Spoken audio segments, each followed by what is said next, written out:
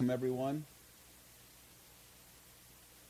All right, today we're going to be discussing a topic that I think is one of the most, last week I said the most profound topic. This is a topic that if you know of anyone that has children, this is something that you're going to want to share with them. Additionally, this is something that you're going to want to take notes on. So if you are not in a place to take notes, then you want to make sure you watch this again later, because I'm going to give you guys some things that I need to cover fairly quickly. I want to keep this down to about 30 to 45 minutes, and so we're going to go ahead and jump in. Am I good? We're live? Okay, perfect. All right, so today we're going to talk about, again, raising entrepreneurs. Now, by the way, I've got 3 pages of notes for this content today. If you'd like to have my notes, all you have to do is share this content. So go and actually share this video. If you share this video on your news feed, then I'm going to go ahead and send you guys an email or an inbox message with my notes. All right, so we'll send that to you. All you have to do is share this video. Again, share this video with anyone that has children. All of you guys that are watching this that have children, either you have children, of course, that are in many cases that are again, those that are halfway impressionable. Now, again, some of you guys have children that are a bit older, but most of you guys, about half the population in the U.S. is between Generation X and Generation X, the Millennials, or Generation Z. So Generation Z is actually 25% of the population in the United States. And so specifically we're going to talk about how you can raise your children as entrepreneurs. You guys have heard the saying that success skips a generation. Why does that happen? It happens because the growth and the trials and tribulations you had to go through, if you become massively successful and have a good life, most people don't take the time to train their children to understand, the children don't have to go through the same obstacle course that they had to go through to get there. And so this is something that's been on my mind since the beginning, since we had Riley, now 16 years ago, is how do I teach him and how do I instill the same level of understanding of what it takes to create wealth that I had to go through. And so I'm going to go through the top 12 ways or the things that you can do to train your children or raise your children as entrepreneurs. You want to start this as early as possible as well with them. And by the way, for those that are watching this, I'm going to give you an incentive. The last one that I'm going to share with you is a way that you can say, well, how do we do this and everything else? The government will pay you to train your children. And everyone that's watching this, I'm going to show you an incentive to, what I put the math together here, to save at least over the next 11 years $132,000 up to, for example, in my situation, over $500,000 that's going to be incentivized for you to do this and train your children as entrepreneurs. So let's jump right into the content today. I'm going to look for your comments as well as we're going through here. So I've got Sierra, Bree, Riley, Caleb, Rachel going through and monitoring all the platforms, Facebook, Instagram, Periscope, YouTube, Twitter, and watching all the different platforms and coming in and aggregating into one place. So if you have any questions or comments, make sure you type in the chat window. Again, share this video now. If you share this video, we'll go ahead and after we get done with this video, we'll send you an inbox message or an email with actually my notes that I'm going through here with you guys today. So number one, and again, this again is my opinion. So I'm just sharing you with what my opinion is. I'm not perfect. I still have challenges of working with my kids. And the challenge is you want your kids to have a better life than you had. I mean, I look back at my childhood and things I had to go through, wearing, hand-me-down jeans and jeans that were high waters and not having money. And, you want your children to understand what it takes to become successful. You want them to understand that money doesn't grow on trees, so to speak, right? You want them to understand that they have to earn and work for it, etc. My children, they've been to Disney like 5 times, Universal Studios. They've been on cruises. They've been out of the country multiple times, and so you've got to find a way to instill in your children this level, even if you become massively successful. It's not about the legacy. We talk about creating a legacy. It's not about building a legacy just for you to enjoy and your children to lose it all. You're building a legacy to hopefully pass this down generation upon generation. So number one is forget straight A's. Everyone has this whole thing where, and I'll back up. And I hope I'm not offending those that are teachers out there. I know a lot of amazing teachers. But our education system is not designed currently for entrepreneurs. It's not designed for entrepreneurs at all. In fact, what are you taught in school? You're taught to sit down, stay in your seat, to raise your hand, not speak up until you're called upon. You're taught in a linear method. In other words, if your children, in most cases, unless they go to a Montessori school or other schools where they allow kids to excel in certain areas, everyone's going at the same pace, right? Everyone's going at the same pace. And in fact, one of the analogies I use or the illustrations is, imagine if if you have great-grandparents or grandparents, and they look at the education system today, right? They look at the education system today, and in many cases, I'll go back to a cell phone. If you have a cell phone, I imagine my grandfather looking at that cell phone saying, oh, my God, you have all this, at your disposal. You can go on the Internet. You have all these different apps that conduct business. You can do your banking on your cell phone. You can actually have a whole business geared towards a cell phone. But you look at the cell phone, but you look at our education system, all that's really changed, in my opinion, is we've gone from the chalkboard to the eraser board in many cases. And unfortunately, most school systems still focus on looking at what they're missing. In other words, I never could understand why you get graded, and on that piece of paper, they're not checking the ones you did right. They're putting a red check mark on the ones you did wrong. So it's always amazing when I ask my children, for example, now they're homeschooled because I love being able to instill in my kids a different educational platform than what's the traditional out there. But they come home, and it's not that they're saying, hey, I got 97 right. It's I got 3 wrong. I got 2 wrong. And that, unfortunately, is one of the biggest challenges I have with the school system. Additionally, with the school system is it's not preparing them for the real world of being an entrepreneur. And if you follow the same admonition from what you're taught in schools, from sit down, don't speak unless you're spoken to, raise your hand until you're called upon. If you do that in business, you're out of business. That is not being an entrepreneur. An entrepreneur speaks out, comes out, pushes. It's a different whole methodology. So don't focus on the straight A's. Focus on, I would rather have my children love a couple of subjects, love certain things they're learning and get great grades in those, and not maybe get 100% great grades in the other, versus getting all straight A's and not being passionate about anything. I'd rather have them be passionate about a few things. So don't just focus on the straight A's. Second, number 2 is make them use their imagination more. Make them use their imagination. Don't ever tell your children grow up. Don't ever do that. When I was a child, my parents, we could get a cardboard box, some pair of scissors, maybe some tape, a marker, and a blanket, and within 5 minutes I was Batman in a Ferrari, right? You have this imagination. Unfortunately, as people get older, they stop using their imagination. They're taught to grow up, and they conform to the traditional methodology of doing business. You don't ever want your children to grow up. You want them to use their creativity. Something else that's very important is if your children have these ideas, entrepreneurial-type ideas, even if they're silly, do not laugh at them. You want them to, you can help direct them and help change their focus a little bit. But you don't want to laugh at them. I'll give you a couple of fast examples kind of like this. So like, for example, Jaslyn, this is about a year ago or so, and she was really huge into Pokemon. So she had this idea. I was talking to her about business and what she wanted to do when she got older and what she wanted to create, what she was passionate about. And she said, well, Dad, I want to have money so that I can invent Pokemon, and people can buy the Pokemon from me, and they can help them and all this other stuff. Now, even though that's something that I might think is not real, is I want to encourage her. I want to push her and motivate her. Maximus is kind of funny just how kids think. So Maximus is an example. So I was trying to teach him about money and about how to negotiate. So we're in, I don't remember if it was Jamaica or Mexico, but we're on a trip. I think it was a cruise. I might have been a Disney cruise. It might have been in Mexico. And so we go into this store, and I'm trying to teach him how to negotiate. So he watches me negotiate, right? So I look at a product on the shelf, and I look at that product, and I talk to the person that's selling it, and they tell me what it costs, X number of pesos, and I cut it in half, and no, I'll give you this, and then we meet in the middle. So I'm teaching him negotiations, right?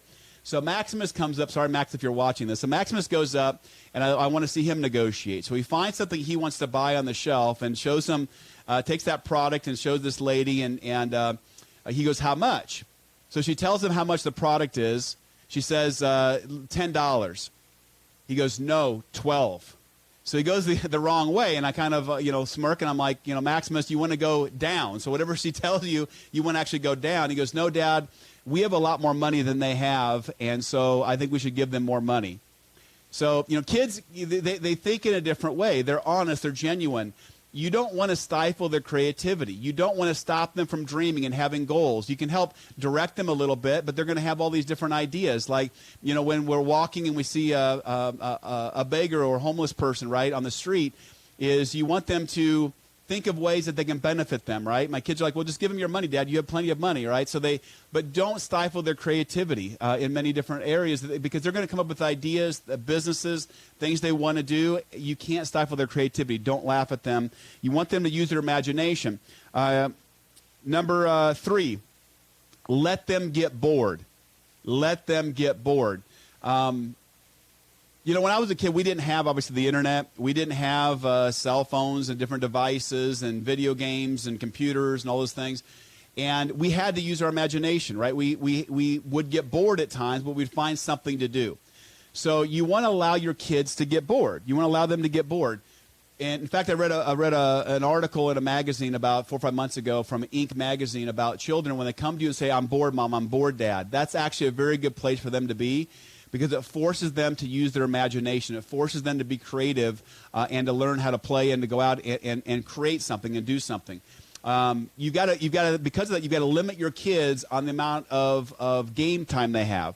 With my kids, if I just give them, because they have all these gadgets, they all have cell phones but Jaslyn, they all have iPads, they all have computers, they all have Netflix, and they have these different apps on their phone. You've got to limit the amount of time they're spending on it. My kids, if I'm busy and doing business and everything else and working out of my home office, they're going to, all of a sudden, 5 hours later, I'm still working, and my kids would be, I can't see them. They're gone in their bedrooms. They're gone, playing their games. You've got to pull them back of the amount of time they're spending. So find out the amount of time you're willing to allow them to spend on instant gratification, which are, again, the apps and the games and everything else. You've got to limit that amount of time. There's actually a product out there that we purchased, which I think is a phenomenal product. It's called Circle. It's a Disney product. Meet, M-E-E-T, circle.com, meetcircle.com. And it's a great app or a great product because you download it on all of their devices. You also have, as a parent, that app, and it tells you exactly the amount of time they're spending on each app on their phone. Once you download it without the passcode, they can't delete it off of there. It even works when you're not on your home internet. It actually works outside of that when they're traveling or they're not with you, and you can lock them down. You can see, for example, I don't want them to use Snapchat, so I lock them off of that, or TikTok, or whatever it's called. Is it called TikTok? Yeah, that thing is stupid. Anyway, Jasmine loves it. But it limits the amount of time they can spend, or you can shut off those apps that you don't want them to spend time with. You've got to focus on this because they're getting hit and bombarded by everything else outside of you. You've got to limit the amount of time they're spending. I also like that product because they can do chores, they can do other things, and you can reward them by more game time. But you can say, okay, I want to shut off each child. They get 2 hours total, or they get 1 hour on YouTube and 1 hour on this, or at 11 o'clock at night, it completely shuts all their internet down on every single device they have. And it tells you, hey, they're watching this on their television, Netflix, they're watching their Apple TV with this, they're on this app or whatever else. So you've got to limit the amount of time they're spending so you allow them to get bored, allow them to be creative, because they're not getting that. You've got to allow them to be bored. Number 4 is set the example. I want you to write this down. What parents do in moderation, children will always do in excess. They are looking at you as the example. If you're dumping money on as you get older, they're getting older, dumping money on credit cards. If you're spending money you don't have, they're looking at you for the example of being an entrepreneur. And even if you have a traditional job, what are you doing outside of that to build wealth or create wealth or teach them the skill sets they have to become successful? They're watching you for that example, so make sure you are the example. Number 5. Teach them the value of hard work. Teach them the value of hard work. You've got to, and you can do that. I'm going to cover this on number 12 as well, which is how you can reward them or what you can do for the work that they're actually putting in by rewarding them for the time they're putting in. Number 6, this is very important. Teach them the value of money. Teach them how to create wealth. This is one thing that, again, most people aren't taught. I wasn't taught. Most people aren't even taught this in college, let alone high school, of how to truly create wealth. My kids, if I sit down with them and you ask them, what are the 4 different components of creating wealth? And they will say, number 1, you have to have a product or service in high demand. The more high demand it is, the more value that product or service is, the more you can get out of it. Number 2 is you have to have residual income. You have to do something and get paid multiple times. They know the difference of linear income versus residual income, doing a block of time for a block of money or making a sale for a block of money versus residually. They know how to leverage. They know that if you have a company, you have to leverage yourself. It can't just be you out there working, because even if you're a doctor or a surgeon or a lawyer, you make X number of dollars per hour, you're limited by what? How many hours in the day? You've got to teach them how to leverage their money on expanding their wealth. And that comes down to number 4 is how to invest. You've got to teach them whatever money they make. Get them a separate checking account, for example, and maybe a savings account. Don't let them keep their cash there, to show them how to invest that money. I mean, Riley works for me, about 4 or 5 hours a day. Kane's starting to work with me outside of their schooling, and they get paid. With the money they receive, they have to take 40% of that money off the top and pay themselves first and invest that money. Riley's been investing in the past in Disney. He's been investing in the past in what else was it? Disney and Apple was one, something else. And now he wants to invest into Tesla. So he researches and learns about it. Teach them how to invest their money. They know that 10% of their money has to go towards giving. So they learn how to give. And then whatever's left, taxes come out of that. Whatever's left, they live off of, or they can enjoy and do things. So what you want to do with money is you want to teach them that, and even if you have the money, don't give them everything they want. Give them what they need. And, of course, you want to do the holidays, everything, that's great. But give them what they need. Make them earn what they want. Make them earn what they want and spend their money to learn about money. You can't wait until they're 18 years old, they're 16 years old, and expect to throw them out there and expect them to understand money. You've got to teach them from the beginning how to do it. So what if you did this? What if somebody taught you from the beginning to invest 40% of everything you made, to take 10% of that money and give it away, learn how to give, let taxes come out of that, and live off of roughly 20%. What if you did that from the beginning? What if you taught your children how to do that? How much would it impact their life? Teach them about money. Teach them about assets versus liabilities. There's actually there's a book out there. There's also a really cool board game I encourage you to get for your kids. It's from Robert Kiyosaki. So first, if you don't understand Robert Kiyosaki's concepts, you know how I talk to you guys about assets versus liabilities, and that anything that does not make you money, the car you have, the house you have, it's a liability. It's not an asset, it's a liability. And it'll explain that to you in the book Rich Dad, Poor Dad by Robert Kiyosaki. He's got a whole series of books. But I love that book, Rich Dad, Poor Dad. It's the first book that he has out. But there's a game that you can get for adults, but a game for kids called Cash Flow. It's called Cash Flow. Cash Flow for Kids. So go to richdadpoordad.com. You'll see the different apps and games. It's called Cash Flow for Kids. And it's a board game you can play with them that teaches them assets versus liabilities. It's kind of like learning Monopoly, but actually learning all the intricacies of actually creating wealth. It's a great way to teach your kids that cash flow game. So number 6, teach them about money and the value of money, and teach them about what they do with the money they receive. Number 7, teach them the concept of sacrifice. Don't shield them from the pain. You have to understand the person you are now is because of what you've had to go through to get there. It's never, people always say, well, I have this goal that I want to get to, and a better career or more money or whatever it might be, a better lifestyle, creating a legacy, is you getting to that point. So if you had a goal to be able to earn more money to get a car or to get an RV or to take a certain trip or to do something, it's not what you get. In most cases, the thing that you actually achieved in all my career, the thing that actually got to by reaching my goal wasn't the reward. That was a little bit of a fun, rewarding myself temporarily. That might have lasted, that feeling, a day, a week, a month, very rarely longer than a year. It's not that you're getting out of it the biggest reward. The reward is who you became by going through it and accomplishing it. And if you shelter your kids, they're never going to get that understanding of having the pain to get the reward. You can't shelter your kids. You've got to let them go through the pain of understanding of what it takes to create something. If you shelter them, they're not going to be prepared for it. And being an entrepreneur, I go back in my career. I told you guys, I've had 3 massive home runs in my career. I've had 2 massive failures in my career. If I didn't have the massive failures, I would have no understanding of the other side of that, a fear of loss, but also of the learning that I had to learn the hard way of what to do. And you've got to teach your children. It's better for them to have some failures now than down the road when it's a lot of things on the line. They have a family. They've got their own children or your grandchildren. Teach them to fail, and teach them to fail fast. Teach them not to sit on the fence, but to make a decision one way or the other way. Even if it's the wrong decision, they'll figure out quickly that's the wrong decision, and they'll learn from it. Number 8, teach them that every choice they make has pros and cons. Teach them that every choice they make has pros and cons. I'm not going to condone at all, and I hate even mentioning his name right now because Facebook shut me down for about 10 days. I'll say his name, Donald Trump. So we'll see how fast Facebook blocks me. This is a positive thing about Donald Trump. So of his book, The Art of the Deal, whether you love him or hate him, there's one part in that book, The Art of the Deal, that I read several years ago. And that book, which I use this a lot. In fact, when Riley was telling me about an idea that he had, which is when Amazon had their Amazon Prime Day, he wanted to buy a PlayStation and some games and sell them on eBay and make money. He didn't make a lot of money, as much money as he expected to make.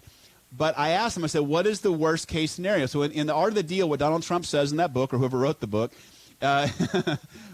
no, it's...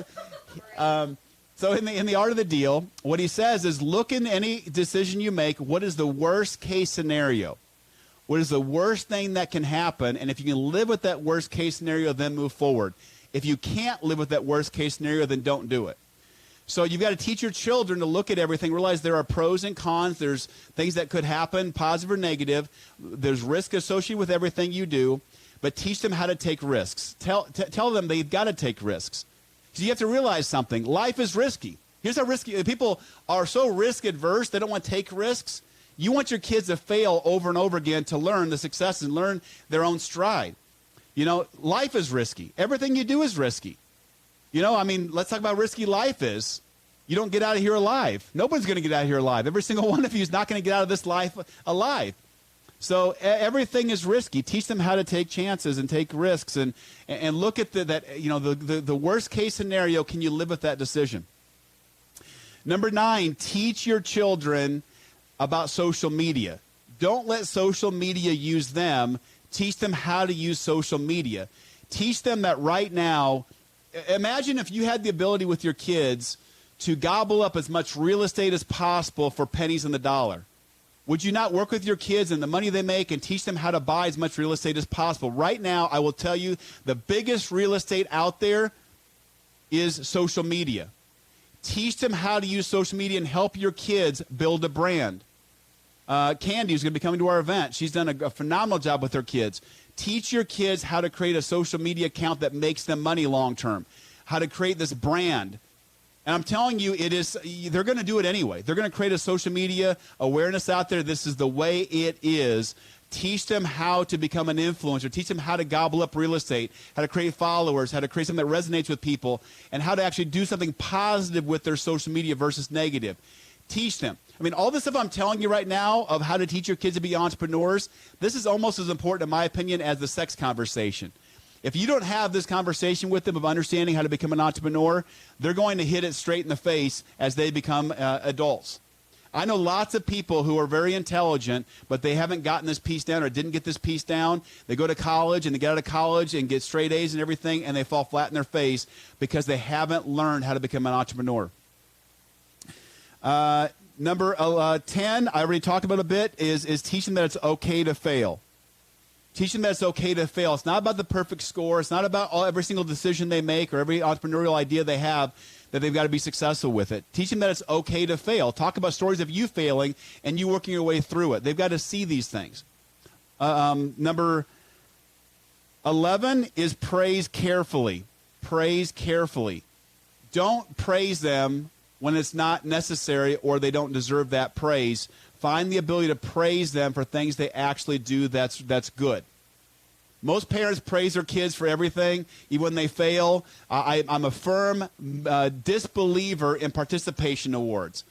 My son, Caden, when he plays soccer, and my other kids that play sports, when they get done and they have a tournament and they got last place, they don't get a fucking award to walk home with. I mean, it's not participation awards only teach them the wrong things because life is that way. When you fail in business, you don't get a participation award. Don't allow them to walk away with a participation award. Don't reward them unjustly or in the wrong positions. Reward them for things they actually do right. Now, if they do something and they fail miserably, reward them for pushing. Reward them from what did you learn from that mistake, that failure. And number 12, this is a huge thing for you guys. You have the ability. So I want you to understand something. This actually is whether you love them or hate him, one of the things that I've actually, from 2018 and now 2019 has gone up a little bit. It over doubled. So not sure if you guys realize this or not, but any of your kids could work for you. So if you had some kind of another business, a secondary business, a side hustle, if they can actually work for your business, now you can't just pay them for nothing. They have to actually, you have to track their hours, look this up, talk to your tax professional, but look this up online. You can Google this, how to pay your kids. My kids, I don't bring them in right away, but from year 7, from age 7 on up, all my kids work for me. Age 7 on up. And actually the number went up to $12,000 in 18. So what that means is you can pay your kids, each of your children, up to $12,000 a year. It's like $12,400 or whatever this year in 19. But $12,000 a year that they don't pay any taxes on. So like, for example, for me, I've got 4 kids. And so that means take 12,000 times 4, almost 50 grand per year. Up to 50 grand per year, I can pay my kids. And I'm not paying any taxes. That's tax-free to them, right? So the money that I would be normally paying, I'm in the highest tax bracket possible in the U.S. So I'm not paying that tax. And they get that money. Now, what can they use that money for? Well, the things that you would spend money on. So they buy their own clothes, as an example. You can use that money from there. My kids, the Disney cruise we went on, or trip to Universal Studios, or you can use it for, saving and investing that money with them, or money you spend on their college down the road, whatever it might be. But do the math on that. Take your children, for example. Why not use that to your benefit? You're already spending money on your kids. You're already spending money on these things anyway for your kids. Let it go to their account, spend it out of their account. Now, you have to pay them for what you pay anyone else. You can't say, hey, I've got somebody working with me in my business, and I would pay them $12 an hour and pay my kids $27 an hour. You can't do that. But what I encourage you to do is this. Don't utilize this in the wrong way. Don't pay them per hour more than minimum wage. Pay them minimum wage as an example for the time they're putting in, but find ways for them to create more value in your side hustle or your business and pay them proportionally for that. Don't just teach them how to be an employee or, in my opinion, a slave. Teach them how to be an entrepreneur by creating more, and realize that money doesn't come from what you're paid per hour. Money should be paid to them based upon the value they're creating. People have this argument all the time about CEOs of companies, for example, of how much money they make.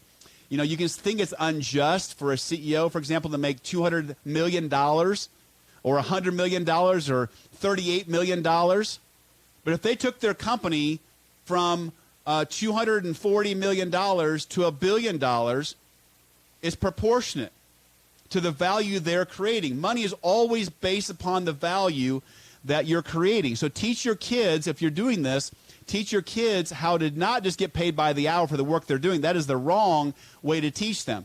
Teach them that you're going to have a minimum of this, but if you create this or you do this or you accomplish this of creating value, then you get paid this much as a bonus or this much on top of it, to teach them how to create value and to think outside the box and to push.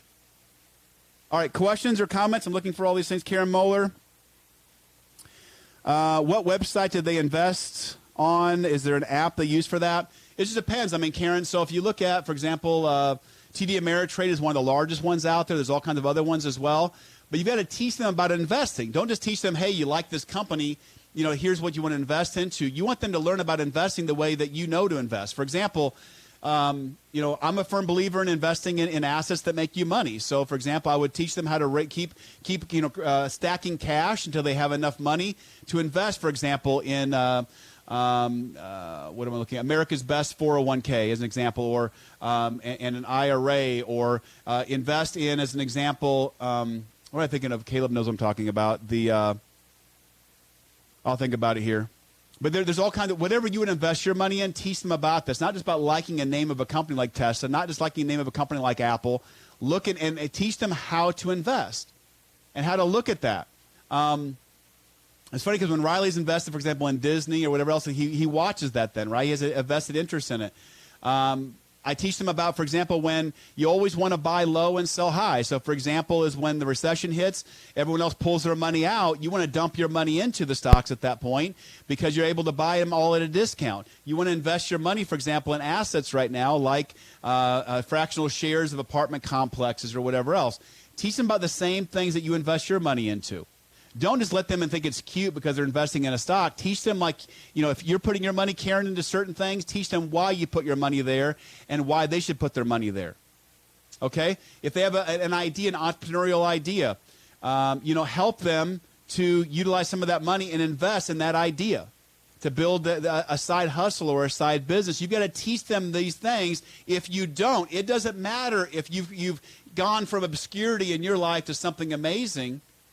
They're not going to move forward. They're going to be immobilized when they get on their own because they haven't learned the skill set. They haven't gone through the pain of it. See, what I always look at is, I can look at my past, or I'm sure you can look at your past, all the miserable things that have happened to you in your life.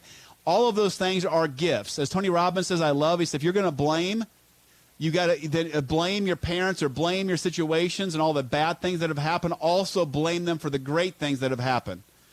Because you are the person you are today because of the things you've had to go through. If you were in shitty relationships, you had to learn from those relationships what you were no longer willing to tolerate to hopefully get into a better relationship.